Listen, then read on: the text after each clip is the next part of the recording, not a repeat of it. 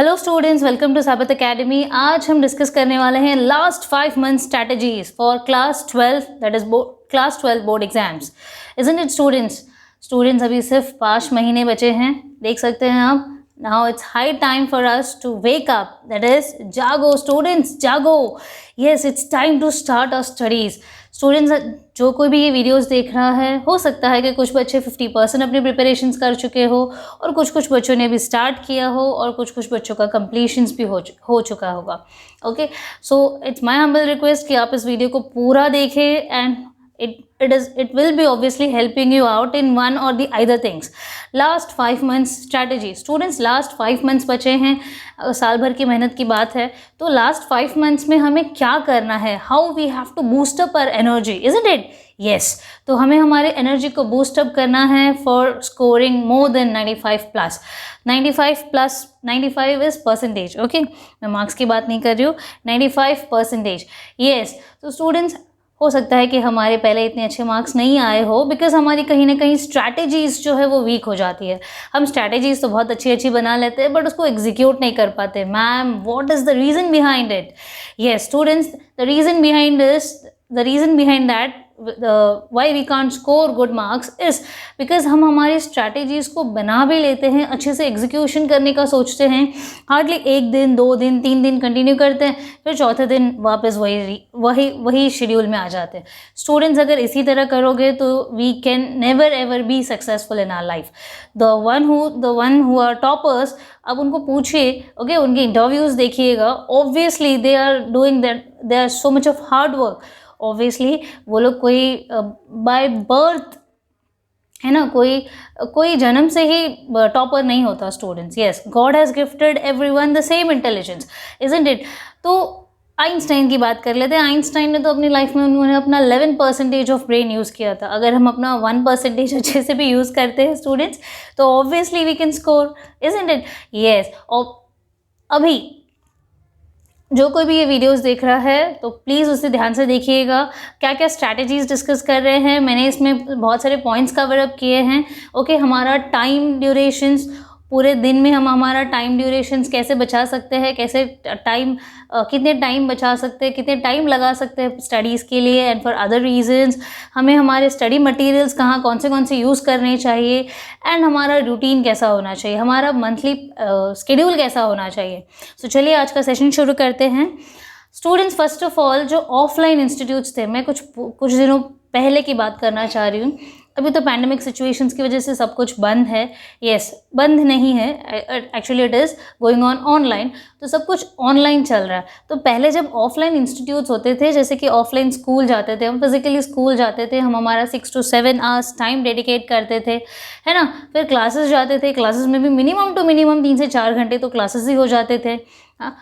Vacations में 7 to 8 hours होते थे, स्कूल ड्यूरेशंस में, कॉलेज ड्यूरेशंस में हमारा 3 to 4 आवर्स का टाइम ड्यूरेशन बन जाता है। तो ओवरऑल हम हमारा कितना डेडिकेशन ऑफ टाइम देते हैं टुवर्ड्स स्कूल्स एंड क्लासेस। तो स्टूडेंट्स, एज जैसे देख सकते हैं कि हमारा जो टोटल डेडिकेशन होता था टुवर्ड्स स्कूल्स, वो जाता था ऑलमोस्ट 6 to 7 आवर्स, है ना, 6 to 7 hours in a day. I am talking about 6 to 7 hours in a day, मतलब 6 से 7 घंटे चले जाते थे और क्लासेस में 3 to 4 hours. So students, 3 to 4 hours निकल गए क्लासेस में, तो ओवरऑल जो टाइम ड्यूरेशन जाता था क्लासेस एंड स्कूल में, ओवरऑल कितना हो गया? 10 to 12 आवर्स रफली कंसिडर करें। ओके, 10 to 12 आवर्स का टाइम चला जाता है। अच्छा स्टूडेंट्स, 10 to 12 आवर्स चला गया, मतलब हमारा आधा दिन तो चला गया। फिर हम बाकी चीज़ों में कब टाइम देंगे? जैसे हम सोते भी तो हैं, है ना, 8 घंटे की नींद तो चाहिए। यस, 8 घंटे की नींद भी चाहिए, 6 to 7 आवर्स का स्कूल, 3 to 4 आवर्स का क्लासेस, तो हम हमारी पढ़ाई कब करें?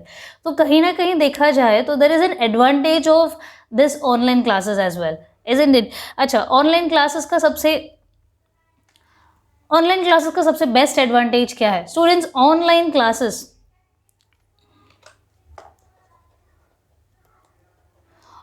क्लासेस का एडवांटेजेस ये है कि स्टूडेंट्स, ऑनलाइन क्लासेस के टाइम ड्यूरेशंस तो होते हैं 3 to 4 आवर्स के, ओके, 2 to 4 आवर्स के होते हैं in a day, 2 to 4 hours in a day for classes and hardly 2 to 3 hours of school durations, तो ओवरऑल मिलके कहीं ना कहीं उसका 50% रिड्यूस हो जाता है, that is 4 to 5 hours overall. चलिए एक ऑन एन एवरेज पकड़ लेते हैं, 5 आवर्स इन अ डे हम इन्वेस्ट करते हैं in online classes, isn't it, 4 to 5 hours in a day. तो अगर 5 से चलिए मैक्स टू मैक्स अगर 6 घंटे भी पकड़े तो भी हमारे पास ओवरऑल 6 आवर्स तो बच ही जाते हैं students. overall 6 hours, can't we make those utilize that time for our studies? Yes we can and we have to। तो जो 6 घंटे बचते हैं हमारे, that too from offline coachings, okay, offline coachings में जो हमारे 10 से 12 घंटे निकल जाते थे, उसमें से अगर 6 घंटे भी ऑनलाइन को जाते हैं और बाकी बचे 6 आवर्स हम अगर अपने प्रिपरेशंस के लिए लगाते हैं, तो हम हमारा दूसरा स्केड्यूल्स डिस्टर्ब किए बगैर ही काफ़ी अच्छा स्कोर कर सकते हैं। नींद, मैम मुझे तो बहुत नींद आती है पढ़ते वक्त, यस नींद आती है तो नींद कंप्लीट कर लीजिए, कोई प्रॉब्लम नहीं है, यस नींद कंप्लीट कर लीजिए, टाइम टू टाइम खाना, टाइम टू टाइम सारे काम होते रहेंगे आपके, okay. You can prepare notes, you can watch your videos, you can Surf with your friends, but not that too much, okay. तो सब कुछ चलता रहेगा। तो माय इंटेंशन इज़ कि हम आपको बताना चाहते हैं कि भाई ऑनलाइन क्लासेस के बाद भी स्टूडेंट्स तो आजकल ऑनलाइन क्लासेस से भी परेशान हो जाते हैं, उन्हें ऐसा लगता है ma'am online classes, yes online classes में तो टाइम ही चला जाता है, कुछ टाइम ही नहीं बचता। बट स्टूडेंट्स पहले भी तो इतने ही टाइम जाते थे, दैट मीन एक्चुअली इससे ज़्यादा टाइम जाता था। तो ऑनलाइन क्लासेस से तो अच्छी बात हो गई ना, कहीं जाना नहीं पड़ेगा, फिज़िकल स्ट्रेस भी नहीं है ना, फिज़िकल स्ट्रेस नहीं, तो फिज़िकल स्ट्रेस कम हुआ तो ऑब्वियसली हमारा फिज़िकल स्ट्रेस कम हुआ तो मेंटल स्ट्रेस भी कम रहेगा, नींद कम आएगी, येस ज़्यादा मेहनत करोगे तो ज़्यादा थकोगे, ज़्यादा नींद आएगी, you won't be having stamina to prepare for your notes, पढ़ने का टाइम नहीं मिलेगा। तो कहीं ना कहीं ये जो ऑफलाइन इंस्टीट्यूट्स जो सारे अभी फ़िलहाल जो बंद हो गए और जो ऑनलाइन चल रहा है, तो उसमें हमारा काफ़ी टाइम बच रहा है, ओके। तो अगर हम स्ट्रैटेजी प्लान करते हैं how to deal with our subjects, so how to deal with our subjects अगर प्लान करें, मैंने यहाँ पे कुछ मेन कंसिडर किए, मेन सब्जेक्ट्स कंसिडर कर लिए, एंड बाकी सब्जेक्ट्स के लिए भी सिमिलर पैटर्न ही फॉलो करना है। तो चलिए फर्स्ट सब्जेक्ट देखते हैं। First subject that is physics. Students अगर हम फिजिक्स पे फोकस करें तो स्टूडेंट्स को ऐसा लगता है कि फिजिक्स काफ़ी डिफिकल्ट सब्जेक्ट है, एंड ये पेपर्स के लिए आप कितनी भी मेहनत करो not sufficient, yes, but students ऐसा नहीं है, ओके। अगर आपने अच्छे एफर्ट्स डाले हैं तो ऑब्वियसली ये पेपर भी आपको इजी ही जाएगा। I am not saying that कि ये ईजी है, I know that it is difficult, थोड़े बहुत डिफ़िकल्टीज तो होते ही हैं हर सब्जेक्ट्स में, तो hard efforts will obviously result you to a good result. So physics के लिए सबसे पहले तो एनसीईआरटी का टेक्स्ट बुक, एनसीईआरटी का टेक्स्ट बुक, कॉन्सेप्चुअल स्टडी के लिए NCERT text book is must, and once you have understood the concepts, अगर आपको अच्छे से कॉन्सेप्ट समझ में आ गया तो you can prepare your own notes. अच्छा, अगर आपने अपने नोट्स प्रिपेयर नहीं किए हैं तो ऑब्वियसली आपको नोट्स कॉलेजेस से, स्कूल से नहीं मिल रहे हैं, तो आपको ऑब्वियसली अपने नोट्स बनाने होते हैं, and I am trying my level best कि मैं आपको ज़्यादा से ज़्यादा notes, chapter wise notes provide कर सकूँ, and I am on the way to proceed for making notes for CBSE standard 12, okay. तो स्टूडेंट्स थ्योरी के लिए NCERT text book is must.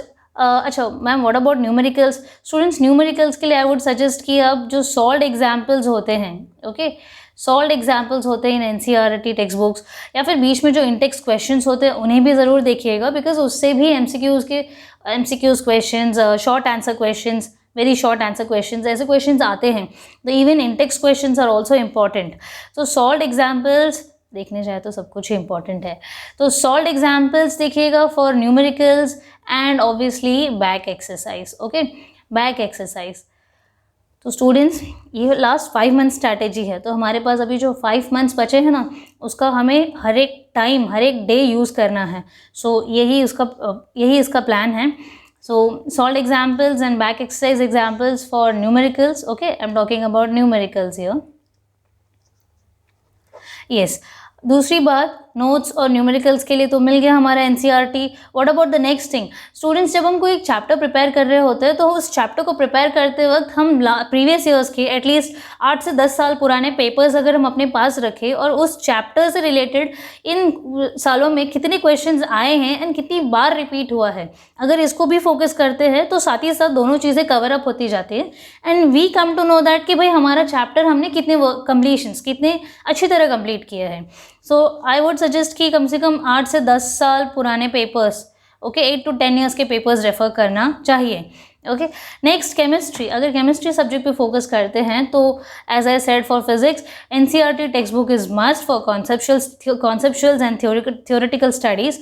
Solved examples के लिए, न्यूमेरिकल्स के लिए obviously for inorganic section, numericals के लिए solved examples and back examples. Okay, मैंने शॉर्ट में लिख दिया solved examples and back examples.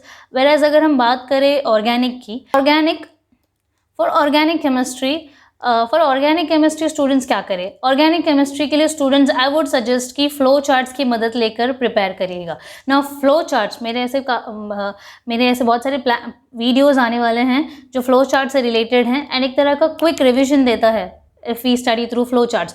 तो उन वीडियोस को देखिएगा। I am assuring you that कि आपको ऑर्गेनिक केमिस्ट्री के कॉन्सेप्ट्स डेफिनेटली क्लियर होंगे। सो फ्लो चार्ट्स एक तरह का जैसे जीपीएस होता है जो हमें गाइड करता है कि हमें कौन सा डायरेक्शन चूज़ करना चाहिए, उसी तरह का फ्लो चार्ट या फिर हम उसे रोड मैप भी बोलते हैं। जो रोड मैप्स होते हैं वो क्विकली हमें समझाते हैं कि कौन से रिएक्शन से क्या क्या प्रोडक्ट्स मिल रहे हैं, क्या क्या कैटलिस्ट है एंड सो ऑन। तो जब आप ये वीडियोस देखेंगे आपको डेफिनेटली समझ में आ जाएगा। आई एम अश्योरिंग यू दैट। तो ऑर्गेनिक केमिस्ट्री के लिए will refer flow charts. Next question papers, yes obviously chapter wise previous year question paper solve करना ज़रूरी है। आई वुड सजेस्ट कि इसके लिए मिनिमम 3 to 5 ईयर्स के पेपर्स अगर हम लेते हैं तो भी it is more than enough. Okay, next maths की बात करें, अगर मैथमेटिक्स की बात करते हैं सो एनसीईआरटी टेक्स्ट बुक तो है ही कंपल्शन, इसके सारे एक्सरसाइजेस तो सॉल्व करने ही है। Along with that if we get time, obviously time तो निकालना ही है, तो R D. Sharma, okay, R D. Sharma भी सॉल्व कर सकते हैं। Yes, RD. शर्मा सॉल्व करने का अगर टाइम नहीं मिलता है तो आई वुड सजेस्ट कि आर.डी. शर्मा के जो सॉल्व एग्जाम्पल्स होते हैं अंदर ही अंदर, तो आर.डी. शर्मा के अगर हम सॉल्व एग्जाम्पल्स को देख लेते हैं और उन्हें समझ लेते हैं तो NCERT text books along with R D. Sharma, तो हो गया ना रामबाण। यस, तो we can score full marks in maths. And obviously the last one is common to all the subjects, that is chapter wise previous years के question papers. इसके लिए भी अगर हम 3 to 5 ईयर्स के पेपर्स कंसिडर करते हैं, ओके, तो still we can score good marks. And what about for other subjects ma'am? Yes students, other subjects, for other subjects obviously जैसे इंग्लिश हो गया, computers, vocational subjects and so on, biology, तो text books हर किसी के लिए text book तो भाई रामबाण ही है।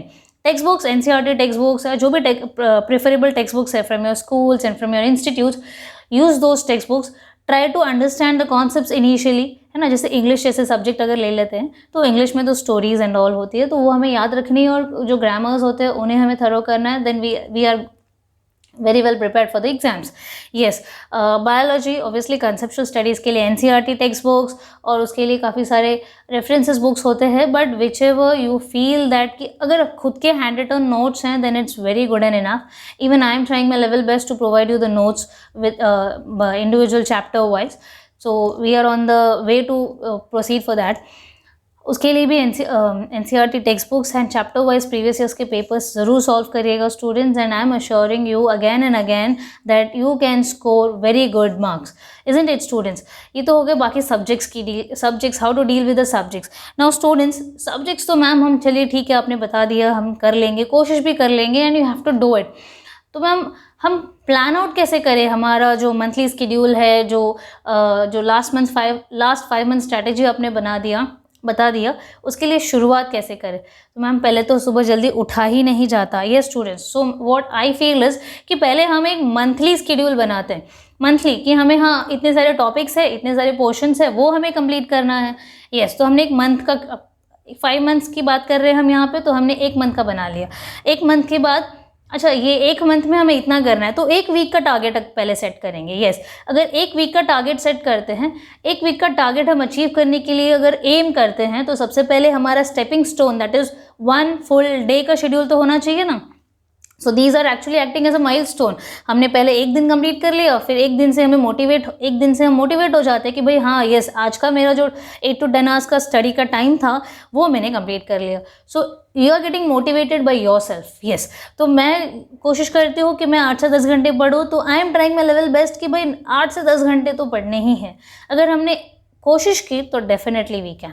तो 1 दिन का स्केड्यूल बन गया, फिर इसी तरह दूसरा दिन, फिर तीसरा दिन, ऑब्वियसली विद डिफरेंट सब्जेक्ट्स। तो अगर हम ऐसे अचीव करते जाए, एक एक दिन का माइलस्टोन्स कंप्लीट करते जाते, तो एक वीक कंप्लीट हो जाता है। And I M guaranteeing you students that कि अगर एक वीक कंप्लीट कर लेते हैं तो एक मंथ भी हो जाएगा और 5 मंथ्स का स्ट्रैटेजी भी सक्सेसफुली अचीव होगा। एंड स्टूडेंट्स, अच्छा मैम, सबसे वीकेस्ट पॉइंट, हमें पढ़ते वक्त नींद आ जाती है। स्टूडेंट्स सी, सबसे पहला तो होता है कि हम हमारी नींद पूरी कर लें। ओके, तो नींद पूरी कर लेते हैं तो हमें एक ये मन में एश्योरेंस रहता है कि भाई मैंने तो 7 to 8 आवर्स की स्लीप ले ली है, तो मुझे अभी नींद नहीं आनी चाहिए, बट आ जाती है फिर भी, isn't it? Yes ma'am, 8 hours के स्लीप के बाद भी मुझे नींद आ जाती है। कुछ बच्चे तो 10 घंटे सोने बाद भी नींद आ जाती है उनको, आई नो दैट। ओके, तो स्टूडेंट्स, आपने अगर आपकी नींद पूरी ले ली तो पूरा दिन आपको नींद नहीं आना चाहिए। यस, पूरा दिन आप फ्रेश फील करते हो, जो भी काम करते हो फुल एनर्जी के साथ करते हो। फिर अगर वो पढ़ाई हो तो चलो पढ़ने जाते हो तो कॉन्सेप्चुअल स्टडीज़ के साथ स्टार्ट करो, है ना। जिसकी नींद पूरी हो गई है वो फुल ऑफ एनर्जी है ना, तो why don't the first step should be a conceptual study. NCERT का टेक्स्ट बुक ले लिया, कुछ पढ़ रहे हैं, कुछ नोट्स बना रहे हैं, कुछ इंपॉर्टेंट पॉइंट्स हमने मार्क कर लिए, कुछ क्वेश्चन सॉल्व कर लिए, कुछ अगर डाउट आ जाता है उसमें तो हम एक एस्ट्रिक बना लेते हैं so that we make a note of it कि भाई ये क्वेश्चन सॉल्व करते वक्त मुझे कुछ रेफरेंसेस लेने पड़े थे, तो इन क्वेश्चंस को मुझे नेक्स्ट टाइम जब मैं विजिट करूँ तो मुझे ये क्वेश्चंस अच्छे से फोकस्ड होने चाहिए। यस, तो ये सारे हो गए हाईलाइट्स। यस, तो 2 घंटे हमने एक सब्जेक्ट को दे दिया, फिर 2-2.5 घंटे बाद अगर हम थोड़ा सा ब्रेक लेते हैं। यस स्टूडेंट, सबसे इंपॉर्टेंट बात तो हो गए डिस्ट्रैक्शन वाले पॉइंट्स। यस, जैसे व्हाट्सएप, फेसबुक, इंस्टाग्राम, ये सब जो अकाउंट्स हम हैंडल करते हैं। Yes, nothing is wrong in that, obviously कोई गलत बात नहीं है इसमें, but during the time of examination see students, ये थोड़े जो डिस्ट्रैक्शंस हैं ये भले ही थोड़े टाइम के लिए रहते हैं बट हमें पता नहीं चलता। जैसे कि अगर हम फेसबुक, व्हाट्सएप अगर अकाउंट एक्सेस करने जाते हैं तो हमें पता नहीं चलता कि कब हम 10 मिनट से आधा घंटा, आधे घंटे से 1 घंटा बन जाता है, इज़न्ट इट? तो I would suggest and I would prefer that कि आप इन सारे डिस्ट्रैक्शन से दूर रहे, फ्रेंड सर्कल से दूर रहे। फ्रेंड सर्कल से दूर रहने का मतलब ये नहीं कि आप अपने सारे फ्रेंड्स को छोड़ दो, नहीं, आप अपना टाइम निकालो। ओके, पढ़ लो 8 से 10 घंटे, थोड़ा टाइम मिला you can just sit and chat with them. Okay, थोड़ी देर बाहर चले गए, थोड़ा वॉक करने चले गए, बट अगर आपको पता है कि आप आधे घंटे के वॉक के लिए जा रहे हो और आधे घंटे में नहीं आ सकते because of such friends, then please don't go. Yes, अगर हाँ यार कल कर लेंगे बट कल कभी नहीं आता है ना। देयर इज़ अ बहुत अच्छी कहावत है ना, कल करे सो आज, आज करे सो अब। यस, सो जो स्टूडेंट्स, जो फ्रेंड्स होते हैं डिस्ट्रैक्शन वाले, उन्हें दूर रखिए। जो सोशल मीडिया डिस्ट्रैक्ट करता है उन्हें थोड़ी देर के लिए दूर रखिए। अगर कुछ दिन हम अपना अकाउंट अगर हैंडल नहीं करते तो that doesn't matters to us at all. जो लाइफ टाइम रहने वाला है वो है हमारा 12th का marks, and based on that हम हमारा करियर सेलेक्ट करने वाले स्टूडेंट्स। तो ये चीज़ हमें हमेशा याद रखनी चाहिए, या फिर हम कहीं एक नोट बना के रख ले कि भाई ये 12th के मार्क्स मेरे करियर के लिए बहुत इंपॉर्टेंट है, तो इसके लिए मुझे कुछ भी करना पड़े, आई शुड बी। यस, तो यस, ये तो होल डे शेड्यूल की बात हो रही थी। Next, weekly schedule. स्टूडेंट्स, अगर आप एक दिन कंप्लीट करते हो अच्छे से अपने, चलिए अगर 8 to 10 आवर्स का हमने टाइम बनाया, बट चलिए 6 to 7 आवर्स एटलीस्ट कंप्लीट करते हैं, तो आई वुड सजेस्ट कि ये एक काफ़ी अच्छा पॉइंट है। यस, जो बच्चा अगर 3 से 4 घंटे बैठता है तो थक जाता है, अगर वो 6 to 7 आवर्स बैठ रहा है that means it's a great achievement for him और हर। ओके, तो एक दिन हो गया, 2 दिन हो गया, अलग अलग सब्जेक्ट्स को टैकल करिए। अगर शुरुआत करते हैं कॉन्सेप्चुअल स्टडीज़ के साथ, तो उसके बाद अगर हम बीच में कोई न्यूमेरिकल्स वाला ले लेते तो हमारी नींद उड़ जाती है। यस, क्योंकि न्यूमेरिकल्स में हमें लॉग, एंटी लॉग, ये सारी चीज़ें ढूंढनी होती है, फिर समझ नहीं आता, फिर हम हमारा सर खुजाते हैं। Yes, but study is must. फिर हो गए न्यूमेरिकल्स ले लिए बीच में हमने, फिर कुछ हमने थ्योरेटिकल सब्जेक्ट से शुरुआत किया, फिर न्यूमेरिकल्स लिया, फिर मैथ्स जैसे सब्जेक्ट लेते हैं जो कैलकुलेशंस वाले पार्ट होते हैं जिसमें फार्मूलाज लगते हैं, तो फार्मूला उसी तरह फार्मूलाज भी रिवाइज हो जाएगा, है ना। तो इसी तरह हमें हमारे सब्जेक्ट्स भी टैकल करने हैं। तो होल डे हो गया, 1 होल डे, देन धीरे धीरे हम एक वीक का शेड्यूल अचीव करते।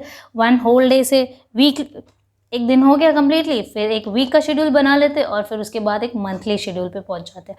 तो students, as you can see, these are the stepping stones. हम एक स्टेप से दूसरे स्टेप पे जंप करते जाते हैं, and not only I, anyone in the world can assure you that you will be the successful person in scoring good marks in 12th board. Okay, तो students, nothing is impossible, isn't it? आप सबको तो पता ही है कि impossible itself says I am possible, तो you have to और ये थोड़े ही दिन की बात है, हमेशा तो इतना स्ट्रगल नहीं करना है। यस, हम सबका एग्जाम्पल्स देखते हैं ना कि अरे भाई मम्मी पापा एग्जाम्पल्स देते हैं कि भाई ही इज़ द, अगर हमारे सोसाइटी में या कहीं हमारे आसपास हमारे कम्युनिटी में कोई एक ऐसा पर्सन होता है the one who has achieved great, is a great achiever in life, तो मम्मी पापा उनको डायरेक्ट करते हैं कि भाई देखो वो बंदा क्या कर रहा है, 4 घंटे सोता है, 8 घंटे सोता है, 4 घंटे सोता है, 5 घंटे सोता है, लेकिन वो काम कर रहा है। भाई स्टूडेंट्स, उनको पढ़ाई नहीं करनी है, आई नो दैट उनको पढ़ाई नहीं करनी है, but they are busy, their brains are busy in completing their task. So obviously you also have to, even you have to employ your brain into a busy task, then only you won't be feeling sleepy, you won't be feeling hazy, कुछ भी feelings नहीं आएगी आपको. So students, with this I'm completing my I'm stopping my session here. Hope so आपको ये strategy काम आएगी और आप इस strategy को ज़रूर follow करिएगा, तो definitely you will be able to achieve good marks. Thank you students.